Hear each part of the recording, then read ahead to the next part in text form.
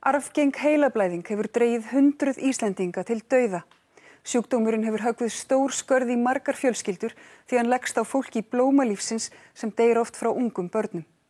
Þeir sem eftirlifa þurfa að ákveða hvort þeir vilja láta greina hvort þeir hafi erft sjúkdóminn. Vísindamenn berjast við að finna lækningu við heilablæðingunni og hafa nú fundið vísbendingar sem gætu leitt til þess að þessi óhugnanlega ættarfylgja verði loksins kveðið niður. Líf Andrésar Svavarssonar og Þóru Stephensen tók miklum stakkaskiptum fyrir 16 árum síðan þegar móðir Andrésar lést úr arfgengri heilablæðingu. Hún dó semst úr þessum sjúkdómi 57 ára gömul og þá var ekki vitað að hann væri í fjölskyldu mannsins míns. En það sem sagt kom í ljós þá. Þar með var hugsanlegt að Andrés fengi sjúkdóminn. Já. Maður gerir sér grein fyrir því, já. Breytti það eitthvað svona lífskoðuninni eða? Nei, ég reyndi nú að láta það breyta engu. Það gerir semst fyrir núna rétt tæpum 2 árum síðan að hann fær heilablóðfall og ég náttúrulega eiginlega áttaði mig á því strax þegar ég sé svona einhver einkenni þarna hjá honum. Hann var svona óskýr í tali og ég sá að það var eitthvað skrítið að gerast og hann fer náttúrulega síðan á sjúkrahús og þetta er athugað og það er svo staðfest í kjölfarið að hann er með þetta gen og þetta er þessi sjúkdómur og þá þetta urðum við dálítið skelfingu lostinn til að byrja með. En ég reyndi að láta sem minnst á þessu bera þannig en þetta var dálítið erfiður tími. Arfgeng heilablæðing þekkist hvergi nema á Íslandi. Hún hefur greinst í 15 fjölskyldum en aðeins 4 þeirra eru eftir í dag. Sjúkdómurinn er horfinn úr hinum fjölskyldunum því allir þeir sem báru gallaða genið eru dánir.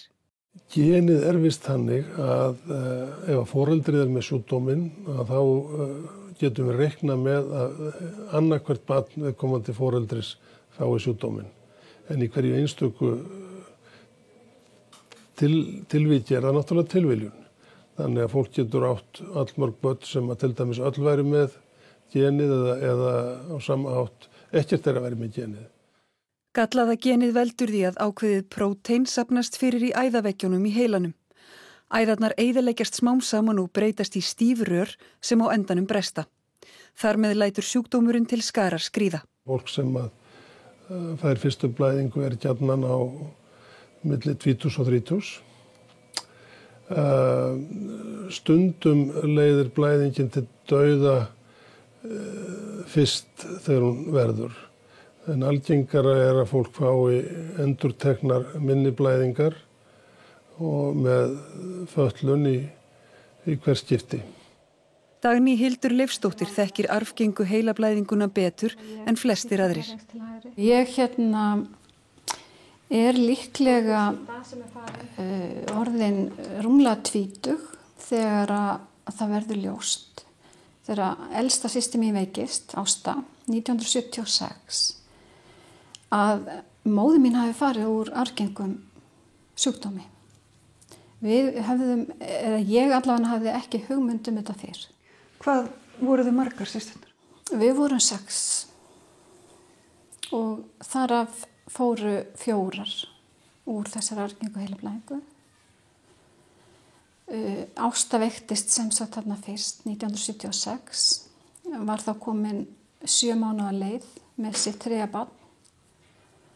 Lá meðvitundarlaus svolítinn tíma, barnið var síðan tekið með keisara. Barnið lifði sem sé og Ásta náði sér nokkuð en veiktist mörgu sinnum eftir þetta en lifði alveg í 8 ár og deyr sem sagt 1984. Ásdís, systir mín, 79, 77, 8 veikist hún fyrst og hún lifir til 1983 ársbyrjun.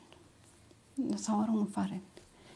1979 á meðan þessar 2 voru sem sagt að berjast við sín veikindi, þá veikist Árný, systir mín, og hún var ófrísk. Hennar barn lifði líka, en hún lifði ekki með 3 daga, féll svo frá. og sá aldrei sitt barn. Síðan það Unnur sem veikist 1984. 2 dögum áður en að Ásta veikist í síðasta sinn, þannig að þær lágu báðar á sömu deild á Landspítalanum. Unnur sín fyrstu veikindi, Ásta banaleguna. Unnur lést 1987 og 5. systirinn, Sigrún, dó nokkrum árum síðar úr MS sjúkdómnum. Hún var svo eina sem varð eldri en 33 ára. Dagný hefur einnig mist 3 af systrabörnum sínum úr arfgengri heilablæðingu en sjúkdómurinn nú horfinn úr hennar ætt. Sjáum við þversniðar Vísindamenn á tilraunastöð Háskólans í meinafræði á Keldum hafa rannsakað eðli og orsakir hans árum saman. Og við erum núna að byrja að skilja hvaða ferlar það eru sem eru eiginlega, má segja, stjórnlausir í frumum arfberana. Við vitum svona nokkurn veginn að það vist boðefni sem í mænuvökvanum sem ekki temprað nógu vel og þannig að þess vegna fara í gang allir þessir bandvefsferlar sem eru nákvæmlega það sem sést svo líka í sjúklingunum.